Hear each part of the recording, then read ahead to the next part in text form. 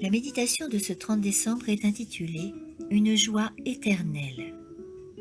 Après cela, je regardais, et voici une grande foule que nul ne pouvait compter, de toute nation, de toute tribu, de tout peuple et de toute langue. Ils se tenaient devant le trône et devant l'agneau, vêtus de robes blanches et des palmes à la main. Apocalypse 7:9. Des gens de toutes classes, familles, nations et peuples se tiendront devant le trône de Dieu et devant l'agneau, avec leurs robes immaculées et leurs couronnes étincelantes, dit l'ange. Ce sont ceux qui viennent de la grande tribulation, qui ont lavé leurs robes et les ont blanchies, tandis que ceux qui aimaient le plaisir plus que Dieu, les complaisants et les désobéissants, ont perdu les deux mondes. Ils n'ont ni les choses de cette vie, ni celles de la vie éternelle. Cette foule triomphante, avec des chants de victoire, des couronnes et des harpes, est passée par la fournaise ardente, intensément surchauffée des afflictions de la terre.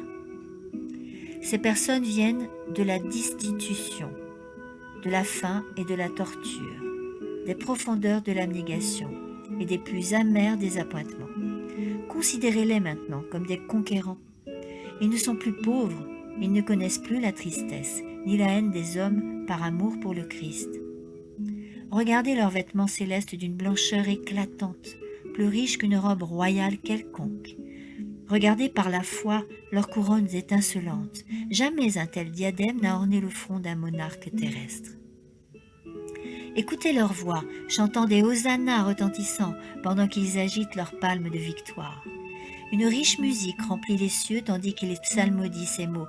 Digne, digne est l'agneau qui a été immolé et qui est ressuscité pour toujours. Le salut est à notre Dieu, assis sur le trône, et à l'agneau. Et les armées angéliques, archanges, chérubins protecteurs et glorieux séraphins reprennent en écho le refrain de ce cantique joyeux et triomphant. Amen. La louange, la gloire, la sagesse, les actions de grâce, l'honneur, la puissance et la force sont à notre Dieu au siècle des siècles. Amen, amen. Apocalypse 7:12. En ce jour-là, on découvrira que les justes étaient sages, tandis que les pécheurs désobéissants étaient des insensés. La honte et le mépris leur sont réservés. Ceux qui ont collaboré avec le Christ seront donc près du trône de Dieu, ceints de pureté et des vêtements d'une justice éternelle. Amen.